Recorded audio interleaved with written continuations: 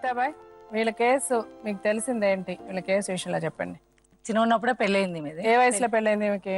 ఈమె 16, 17. సరే, ఓకే, పెళ్ళయింది. పెళ్ళైన తర్వాత కొన్ని రోజులు బాగానే ఊరు బతకపోయారు, చేసిర్రు. ఇక వీళ్ళ మధ్యలో వాళ్ళ అత్త, మామ, మొగడు వాళ్ళతోటి కొట్లాడుతారు, ఈమెతోటి కాదు. కష్టపడ్డారు, ఇక్కడికి బతకపోయారట, బాగానే ఉన్నారు. మామ వీళ్ళ భర్త కొట్లాడిరంట. దేని గురించి కొట్లాడిరు? ఆస్తి కోసమో ఈవిడు పొలం అచ్చుకట్టుడు కానీ ఏది కానీ వీళ్ళ కొడుకు పెళ్ళైనాకనే కొద్దిగా సెట్ అయ్యారు మేడం. వీళ్ళు కొద్దిగా ఏదో అచ్చుకట్టుకురు, దాంట్లో ఇది చేసుకుని తండ్రి కొడుకులు కొట్లాడే వరకు తను పడిపోయాడు. వాళ్ళకు పంచి నువ్వు తోసుకుంటూ పడిపోయాడు. అతను పడిపోయి చనిపోయాడు. చనిపోతే ఏమైందంటే ఈమె దగ్గరకు వచ్చిండట మామ.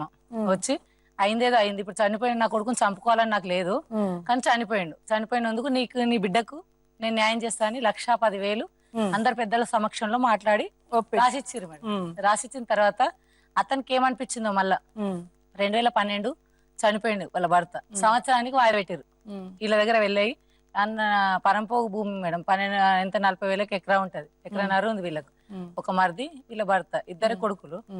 చెరసగం అమ్మినా 40,000 వస్తాయి, కానీ 1,10,000 చేసి పెద్ద మనుషులు అందరు కలిసి, వీరి వర్గాల పెద్ద మనుషులు అందరు చనిపోయారు కాబట్టి అమ్మాయికి ఆధారు వాళ్ళ చిన్నతనము కదా, ఆ పాప కోసమే, ఈమె కోసమని ఎవరు అడగలేరు మేడం. అనే వరకు ఒప్పుకున్న తర్వాత తనకేమనిపించింది అంటే, చిన్న ఏజ్ కదా మామకు, డబ్బులతో పెళ్లి చేసుకుని వెళ్ళిపోతుంది, పాప మళ్ళీ నా మీదకి పడుతుంది, మళ్ళీ పెళ్లి చేయవలసి వస్తున్న దాంతో ఒక దగ్గర పొలం అమ్ముకుండు, ఎడ్లు అమ్ముకున్నాడు, వీళ్ళకి ఇవ్వాలని వచ్చిండు. వచ్చిన తర్వాత తనకు ఆలోచన ఎవరో ఇచ్చింది, తనకు వచ్చిన ఆలోచన కాదు.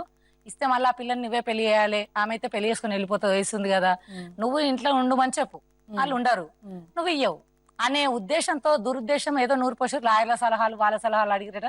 ఏ పిఎస్కి పోయినా ఈమె పోతే ఎవ్వరు పట్టించుకోలేదు. ఏమైనా పోలీస్ స్టేషన్ ఇక్కడ పోయింది, అక్కడ శివంపేట పోలీస్ స్టేషన్ పోయింది, వెలుగుతి పిఎస్కి పెద్ద మనుషులు పిలిచినా ఇతను రాలేడు. మామ ఎవ్వరు పిలిచినా రాలేడు మేడం.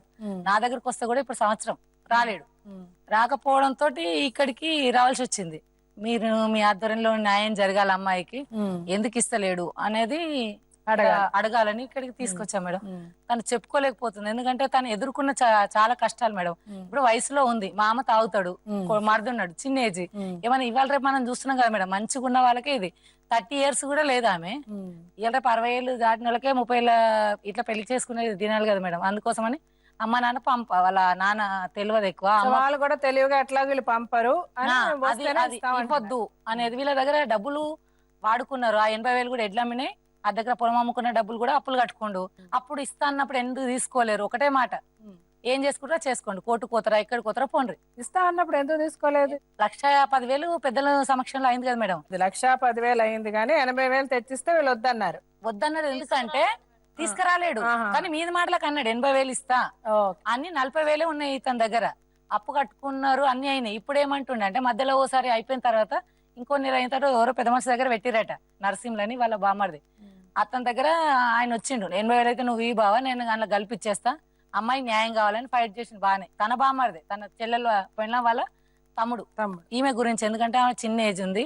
ఈయన పెళ్లి చేసుకున్నాను, ఈమె కూడా అన్నది, అడిగిన పెళ్లి చేసుకుంటావా అమ్మ, పోతాను, నా బిడ్డ కోసం ఏమైనా న్యాయం చేయండి, మీకు దండం పెడతా మేడం, కాలం మీద ఏడుస్తూనే ఉంది మేడం, ఎవరు పట్టించుకోలేరు, మా పేదరికం, ఏడుకోనే డబ్బులు కావాలి మేడం, ఎక్కడ కూర్చున్నా డబ్బులు కావాలి, ఏడికి వెహికల్ కట్టుకొని పోవాలి, ఆ కూర్చున్న పెద్ద మనుషుల కళ్ళు గోపిలు అని వేయాలి, ఆమెకి లేదు, ఎవరు పట్టించుకున్న దాఖలాలు లేవు ఇక్కడ మీ దగ్గర. సరే, ఇప్పుడు పిలిచి వాళ్ళ మామగారిని పిలిచి మాట్లాడు, రండి.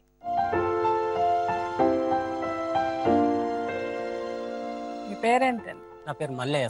మల్లయ్య గారు, ఇప్పుడు జరిగిందంతా మీకు తెలుసు, మళ్ళీ నేను చెప్పాల్సిన అవసరం లే. మీ అబ్బాయి చనిపోయాడు, మీరు కొట్లాడడం వల్ల చనిపోయాడు. ఎలా చనిపోయాడు మీ అబ్బాయి చెప్పగలుగుతారు? జరిగిపోయిన అందరికీ తెలుసు ఏం జరిగిందని. ఏ తండ్రి కూడా కొడుకుని చంపాలని అనుకోడు.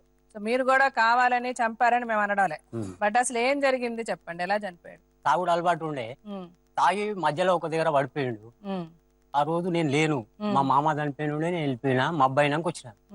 వచ్చే వరకు తాగి ఆడ మధ్యలో పడిపోతే పట్టుకొచ్చినాం, మా కొడుకు పోయి పట్టుకొచ్చినాడు. పట్టుకొచ్చినాక అట్లా తాగొద్దు చేయవద్దు అని బెదిరించినమ్మా. బెదిరిస్తే నువ్వు నన్ను ఏంది అడిగేదని అయితే లేచి కల్లా పట్టుకో, మామని కొట్టకమని ఈ మేడం వచ్చి, ఇక అది తాగింది మితి మీరింది కదమ్మా, మన సంచులు ఉండే ఆ సంచుల మీద కూర్చొని అట్నే.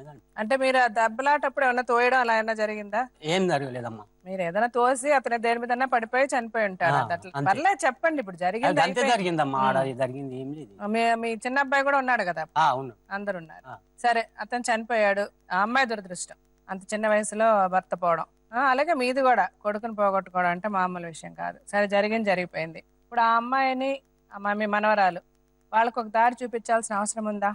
ఉందమ్మా. ఉంది కదా. ఉంది. సో మీరు వచ్చి మీ దగ్గర ఉండమని చెప్తున్నారు. కానీ ఆ అమ్మాయికో లేకపోతే వాళ్ళ తల్లిదండ్రులకు, ఆ అమ్మాయికి లేకపోయినా వాళ్ళ తల్లిదండ్రులకు ఉన్న భయం కరెక్టే కదా. సో వాళ్ళు బిడ్డని కూతుర్ని అట్లా వదిలేలేరు కదా మీ దగ్గర.